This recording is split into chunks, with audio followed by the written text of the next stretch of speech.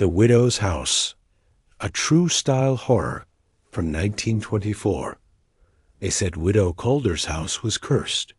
Children dared each other to touch its rotting porch rail. Grown men crossed the street rather than walk past it after dark. But in 1924, a young schoolteacher moved in, convinced the stories were nothing but cruel superstition. What she didn't know was that the house wasn't waiting to hurt her. It was waiting to finish something it started long before she arrived. The town of Dreighton was small enough that everyone knew your name, your habits, and your secrets, whether you wanted them to or not. When Clara Holcomb arrived on the 8:40 evening train, she was a stranger. Fresh from the city, suitcase in one hand, a second-hand hat perched neatly over her dark hair.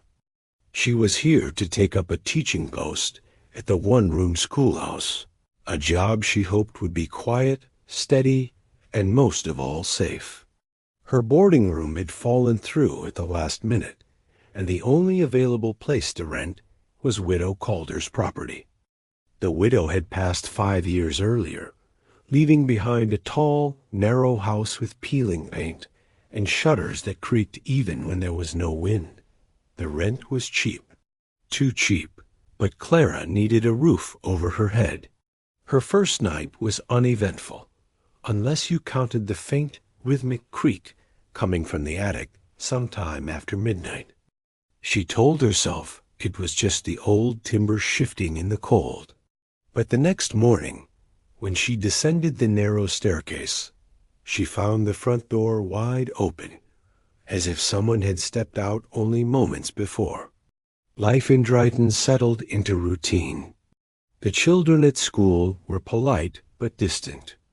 Townsfolk greeted Clara with cautious nods, their eyes lingering just long enough to make her uncomfortable. She began to notice a pattern. Whenever the conversation turned to her address, people would fall silent. One afternoon, while returning home, Clara caught sight of an old man staring at the house from across the street. His clothes were worn, his face deeply lined. When their eyes met, he didn't speak, just raised one bony finger to his lips in warning.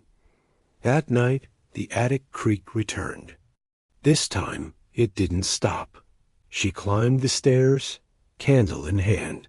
The air grew colder with each step. At the top, the narrow attic door stood slightly ajar.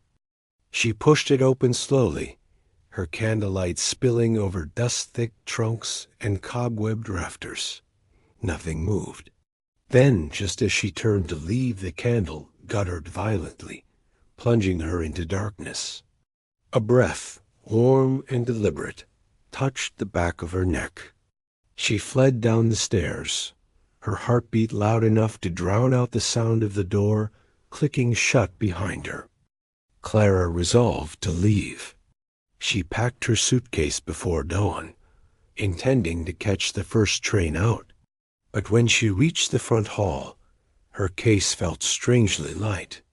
Inside, instead of clothes and books, she found it filled with old photographed sepia portraits of strangers. Men, women, and children, all unsmiling, all with the same narrow, sunken eyes.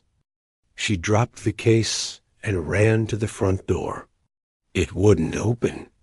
The walls seemed to close in, the air thick with the scent of dust and something sweeter like flowers long dead. From upstairs came the sound of footsteps, slow, heavy, deliberate, the creak of the attic door. Then, on the stairwell, a figure emerged, a woman in black, her face veiled. She moved without sound, her head tilted slightly as if studying Clara. The voice that followed was not loud, but it rooted Clara in place. "I've been waiting for you to come home." The next train left Dreighton without her. By week's end, a new teacher had arrived, and when townsfolk asked about Clara Holcomb, they were told she'd gone back to the city. No one pressed for details. The Widow Calder's house still stands, its shutters rattling softly in the night wind. Sometimes, when a stranger moves in, you can see a figure at the attic window, a woman in black, watching the street below, waiting for the next one to arrive. Some houses keep their memories like dust in the rafters. Others feed on them.